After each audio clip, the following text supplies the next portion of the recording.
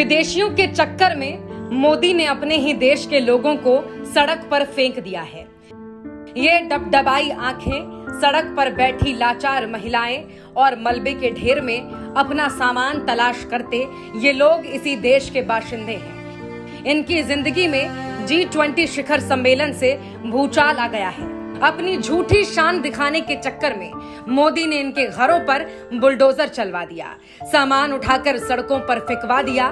एक तरफ हमारे देश में आए विदेशी मेहमानों के साथ पीएम मोदी चमचमाते सोने चांदी के बर्तनों में 56 भोज खा रहे हैं, तो वहीं इन गरीबों को अब एक वक्त का खाना भी मयस्सर नहीं है। दशकों से यहाँ झुग्गियों में रह रहे इन लोगों को मोदी ने सड़क पर ला दिया है।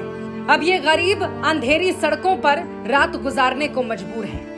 सिर ढकने के लिए इनके पास जो कुछ था वो तो साहब ने अपनी झूठी शानो शौकत के चक्कर में उजाड़ दिया। अपने 9 सालों के शासन में इनका उद्धार तो नहीं कर पाए, मगर बर्बाद जरूर कर दिया। G20 के सम्मेलन के लिए महीनों से दिल्ली को सजाया जा रहा था। दीवारों पर रंग रोगन, फुटपाथ पर गमले और गरीबों के घरों के आगे पर्दा लगाया जा रहा था, और जहां पर्दे से काम नहीं बना उनका आशियाना ही उजाड़ दिया गया, ताकि साहब विदेश में जो डंका बजने का दावा करते हैं उसकी हवा ना निकल जाए। दुनिया के सबसे शक्तिशाली लोगों को मोदी साहब का फर्जी विकास न नजर आ जाए। साहब का फरमान लिए पहुंची प्रशासन ने इनके घरों को उनकी आंखों के सामने मिट्टी में मिला दिया।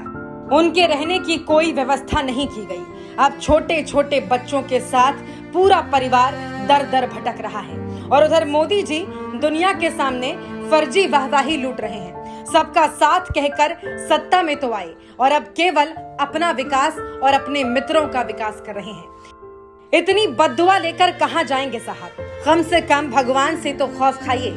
इनमें से बहुत से लोगों ने वोट देकर आपको प्रधानमंत्री की कुर्सी तक पहुंचाया है, लेकिन इनका कसूर सिर्फ इतना है ना कि ये गरीब हैं, और इस देश के राजा को गरीब पसंद नहीं है। गरीबों को तो आप कीड़े मकोड़े समझते हैं। 2024 में इंसाफ होकर रहेगा। ये गरीब आपको माफ नहीं करेंगे मोदी जी।